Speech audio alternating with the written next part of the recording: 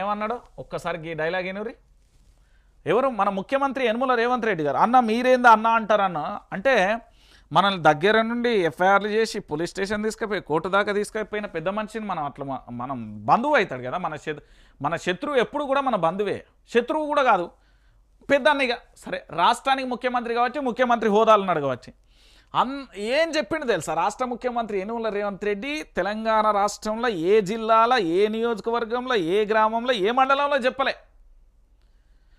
పోనీ సరిహద్దు రాష్ట్రాలలో కూడా చెప్పలే పోనీ పక్క రాష్ట్రాల్లో కూడా చెప్పలే పోయి జపాన్ దగ్గర కూకొని చెప్తాడు ఏం చెప్తాడు ఒకసారి వింటారా మీరు మా అన్న జపాన్ దగ్గర ఏం చెప్పాడు ప్రకృతి మనల్ని క్షమిస్తుందా కాలుష్యంతో ఢిల్లీ అతలకుతలమవుతుంది హైదరాబాదును కాలుష్య నగరం అయ్యేదాకా వదిలిపెడదామా అభివృద్ధి కోసం RRR రోడ్ల నిర్మాణం తెలంగాణ అభివృద్ధికి మీ సాయం కావాలి జపాన్ తెలుగు సమైక్య సభలో రేవంత్ రెడ్డి గారు మాట్లాడుతున్నారు రేవంత్ రెడ్డి గారు ఏకంగా ఈ వీడియో ఉండాలి కానీ దొరికిందా ఒక్కసారి చూస్తా ఎందుకంటే తెలంగాణ రాష్ట్ర వ్యాప్తంగా మా రేవంత్ అన్న పూర్తి స్థాయిలో కూడా అక్కడికి పోయి మాట్లాడుతున్నాడు మామూలుగా కాదు ఇక జపాన్ వేయండి ఇక్కడ నుంచి పూర్తి స్థాయిలో కూడా జపాన్ పోయి మనోడు మాట్లాడుతున్న పరిస్థితి కనబడుతుంది ఒక్కసారి జపాన్లో నిన్న మాట్లాడిన వీడియో ఉండే నా దగ్గర మనోడు జపాన్లో పోయి ఏకంగా తెలుగు సమైక్యలా మనోడు మాట్లాడుతాడు ఏమని అంటే ఇక్కడ ఏంది అడవులను మొత్తం పర్యావరణాన్ని ఆగం చేద్దామా పర్యావరణాన్ని ఆగం చేసి ఇట్లనే ఉందామా అంటూ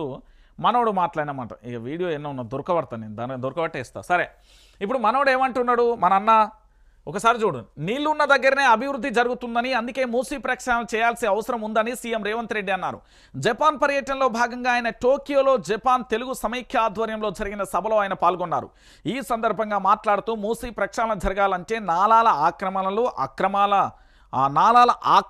అక్రమ కట్టడాలను తొలగించాలన్నారు వాటిని తొలగిస్తుంటేనే అడ్డుకున్నారన్నారు చెరువుల మధ్యలో ఇల్లు కట్టుకుంటే ప్రకృతి క్షమిస్తుందా అంటూ ప్రశ్నించారు టోక్యో ఫ్రీ కాలుష్య నగరంగా ఉందని ఢిల్లీ మాత్రం కాలుష్యంలో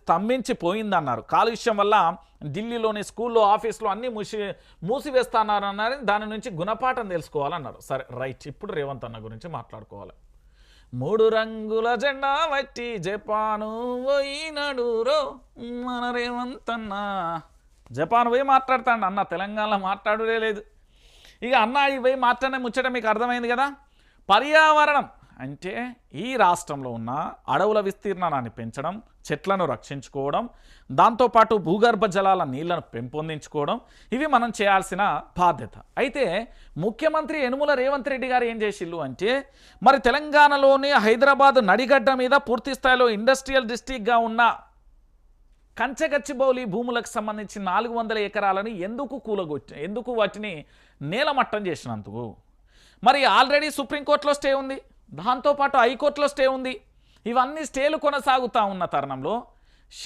చేతులు గాలినాక ఆకులు పట్టుకుంటే ఏమొస్తుందండి తెలంగాణ ప్రాంత ప్రజలారా దీని ఏమంటున్నా అంటే ఆల్రెడీ చేయాల్సిన ధ్వంసం అంతా చేసి ఆడిపోయి నీతులు చెప్తే ఎవరు వింటారన్నా ఇక్కడ మనం చేసింది ఏంది అక్కడికి పోయి మనల్ని చెప్పేదేంది ఢిల్లీ కాలుష్య కూరలలో ఉన్నదంటే అది ప్రభుత్వం యొక్క వైఫల్యం మాత్రమే కాదు ప్రజల వైఫల్యం కూడా ఉంటుంది ఆడ ఎక్కడ చూసినా 50-50 వాటా ఉంటుంది ఈరోజు మన ఇల్లు పూర్తి స్థాయిలో కూడా శుభ్రంగా ఉంచుకొని మొత్తం ఇక్కడ చెత్త అంతా తీసుకుపోయి రోడ్ల మీద పెడితే ఎవరిది బాధ్యత ప్రజలది ఉంటుంది ప్రభుత్వాన్ని ఉంటుంది మనోడు ఏం చేసిండు ఇక్కడ కంచగచ్చిబౌలి భూముల దగ్గర వేయండు కంచగచ్చిబౌలి భూములకు సంబంధించి మొత్తం అడవులని ధ్వంసం చేసి కాలుష్య కూరంలా ఉన్న ఢిల్లీలో మనం తయారవుదామా లేకపోతే హైదరాబాద్ను ఏం చేద్దామని అంటాడు మరి మూసీకి సంబంధించి మూసీ దాంట్లో ఏంది ఇంజన్లు పోసినట్టు పోతుంది పారిశ్రామిక వాడలు పారిశ్రామిక కారిడార్లకు సంబంధించిన కాలుష్య వ్యర్థాలు ఇక్కడనే ఫాక్స్ సాగర్ చెరువు వచ్చి ఉంటుంది అది మొత్తం పూర్తి స్థాయిలో కూడా ఎట్లయిపోయిందో కూడా మనం చూసిన పరిస్థితి కనబడుతుంది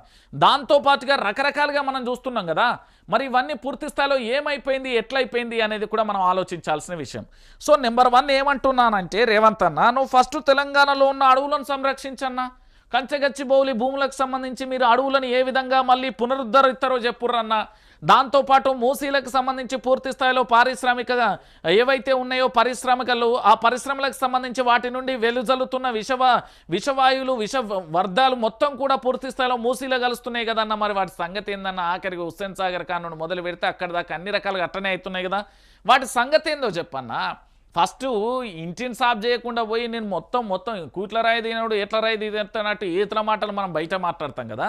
గట్టనే ప్రతి రాజు నేను రేవంత్ రెడ్డిని ఉద్దేశించి అంటలేని ఇది నోట్ దిస్ పాయింట్. ప్రతి వాళ్ళు కూడా ఏదో మైకు దొరికింది కదా అని ఊపదంపుడి ఉపన్యాసం ఇస్తే నీ అమ్మ వాళ్ళకంటే ఎక్కువ మనం ఇస్తాం రా భయ్. పొద్దున్న నుంచి రేపటిదాకా ముచ్చట్లు పెడతాం. ఇవాళ తెలంగాణ రాష్ట్రంలో పూర్తి స్థాయిలో గీ పంచాయతీ వదిలేసి నేను జపాన్ పోతున్నా, లేకపోతే ఇంకెక్కడికో పోయి ప్రకృతిని కాపాడాలి, ఢిల్లీ లెక్క చేద్దామా దాని లెక్క చేద్దామా అంటే ఢిల్లీ లెక్క హైదరాబాద్ ఎట్టి పరిస్థితులలో కాదండి. ఎందుకంటే ఇక్కడ ఫైనాన్షియల్ డిస్ట్రిక్ట్ ఒకవైపు ఉన్నాయి, మంచి అందమైన పూర్తి స్థాయిలో గ్రామాలు మరికొన్ని వైపు ఉన్నాయి, పచ్చదనంతో అడవులు ఇంకో వైపు ఉన్నాయి. వీటిని ధ్వంసం చేయకుంటే చాలు. వీళ్ళు ఈ తెలంగాణలో హైదరాబాద్ను అభివృద్ధి చేయకుండా పర్లేదు, అది సృష్టి దానంతటా అదే ప్రకృతి అదే చేస్తుంది. కానీ ఇంత దారుణమైన పరిస్థితి అయితే వద్దు. ఇది ఒక ముచ్చట. అంటే పూర్తి స్థాయిలో ఇప్పుడు రేవంత్ అన్న ఏం సందేశం ఇస్తా అన్నాడు అనుకుంటే, హైదరాబాద్లో భూములు అంతే ధ్వంసం చేయాలి కానీ ఇతర రాష్ట్రాలకు పోయి మనం గొప్పలు చెప్పాలి. సో రేవంత్ రెడ్డి మారిండు అని చెప్పడానికి ఒక ఉదాహరణ. ఎందుకు అంటే ఇదివరకే దావోస్ పర్యటనపై మా తెలంగాణ రాష్ట్ర ముఖ్యమంత్రి కల్వకుంట్ల చంద్రశేఖరరావు గారు అన్ని అప్పుల పాలు చేస్తారు. రియల్ ఎస్టేట్ ఢమాల్ అని పడిపోయింది. దాని తర్వాత పరిశ్రమలు పెట్టుబడులన్నీ ఈ రాష్ట్రం నుండి పక్క రాష్ట్రానికి వెళ్ళిపోయిన పరిస్థితి. ఇది రియల్. ఇది మీరు అందరూ చూసిర్రు, నేను చూసిన, ఇదంతా కళ్ళ ముంద జరుగుతున్న యథార్థమైన సంఘటన.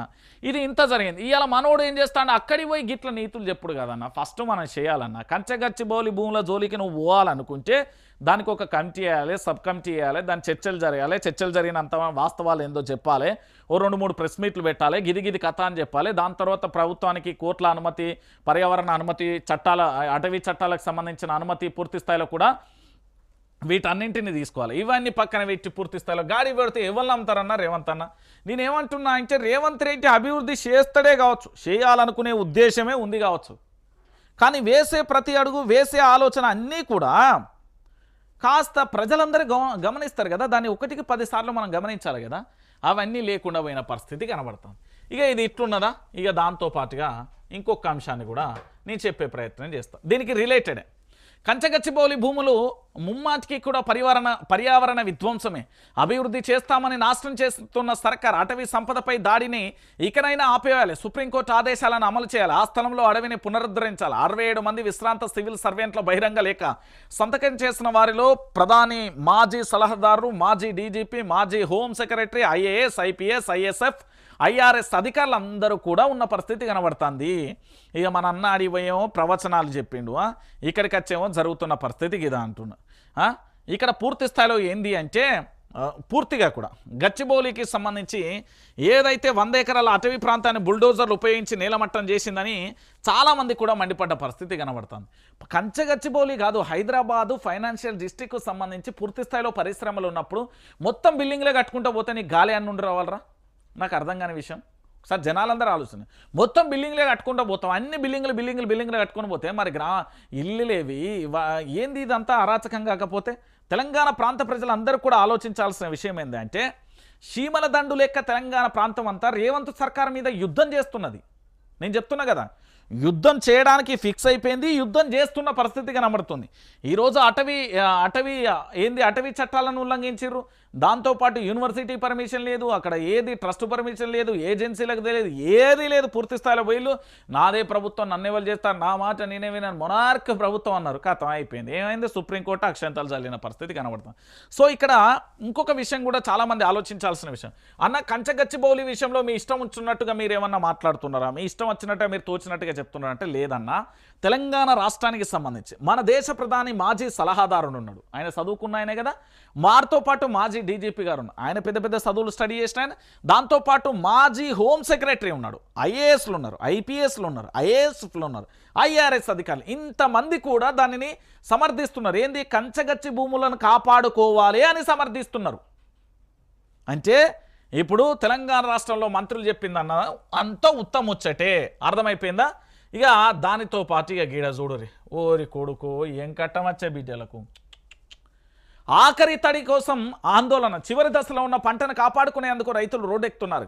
ప్రభుత్వం సాగునీరు అందించి పంటను బ్రతికించాలని డిమాండ్ చేస్తూ పెద్దపల్లి జిల్లా జూలపల్లిలో శనివారం ఆందోళన దిగారు. బీఆర్ఎస్ నాయకులతో కలిసి జూలపల్లి ఏది కుమ్మరికుంట, వడ్కాపూర్, పెద్దాపూర్ గ్రామాల నుంచి భారీగా తరలివచ్చిన రైతులు మూకుమ్మడిగా తహసీల్దార్ కార్యాలయంలోకి చొచ్చుకెళ్లి పెద్ద ఎత్తున నినాదాలు చేస్తూ అక్కడే బైఠాయించారు. SRSP D83 86వ ప్రధాన కాలువల నుంచి వచ్చే సాగునీటిని ఇటీవల నిలిపివేశారని, కోతకచ్చే దశలో నీటిని ఆపివేస్తూ ఎలాగైనా మండిపడ్డారు.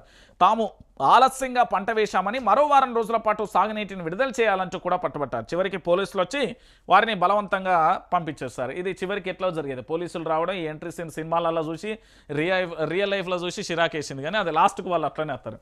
సో ఇక్కడ విషయం ఏంది, అన్నపూర్ణ రాష్ట్రం, భారతదేశంలో అన్నపూర్ణ రాష్ట్రం అంటే తెలంగాణ రాష్ట్రాన్ని చూశారు. ఈ తెలంగాణ రాష్ట్రాన్ని చూసిన తెలంగాణ ప్రాంత ప్రజలు, అంటే భారతదేశంలో ఉన్న అన్ని రాష్ట్రాలు కూడా అన్నపూర్ణ రాష్ట్రం అంటే తెలంగాణ అయిపోయి. ఈరోజు ఎంత దరిద్రంగా ఉందంటే పూర్తి స్థాయిలో రుణమాఫీ కాదు, రైతు భరోసా ఇయ్యరు, కరెంట్ ఇయ్యరు, నీళ్ళు ఇయ్యరు, పంట కొనరు, మద్దతు ధర ఉండదు, ఏముండదు. కాంగ్రెస్ వచ్చింది, కరువైపోయింది. కాంగ్రెస్ ఎందుకన్నా తెత్తిమిరా అని లబోదిబో మొత్తుకుంటున్న అన్నదాతలు, రైతులు చాలామంది ఉన్నారు. దాంతోపాటు ఇంకొక బాధాకరమైన విచిత్రమైన అంశం ఏంటి అంటే, ఒక్క తడి కోసం ఆందోళన చేస్తున్నారు వీళ్ళందరూ. ఒక్క తడిస్తే పంటలన్నీ కూడా పూర్తి స్థాయిలో కూడా ఒక్క తడిస్తే పంటలన్నీ కూడా పూర్తి స్థాయిలో కూడా మేము పంట మండుతుంది, బయటకు వస్తుంది, దాన్ని అమ్ముకుంటాం, మద్దతు ధర వస్తుంది, అన్ని రకాలుగా ఉంటాం. ఒక్క తడి నీళ్ళ కోసం అల్లాడిపోతున్నారు. కానీ మా మంత్రులందరూ, మా ముఖ్యమంత్రి ఏం చేస్తారు, అవునా, నిజమా, అవునా, అచ్చ, జరిగిందా, చేయాలనా, ఇంతే ప్రశ్నలు. అసలు నాకు అర్థమైతలేని పరిస్థితి, తెలంగాణలో ప్రభుత్వం ఉందా లేదా అనే పరిస్థితికి వచ్చింది. ఇది ఇట్లున్న పరిస్థితి కనబడుతుంది. ఇక దీంతో పాటుగా కేటీఆర్ నిన్న ఏం చెప్పిండు అనేది ఒకసారి చూద్దాం. ఎగరాలి జెండా, కదలాలి దండు, తెలంగాణ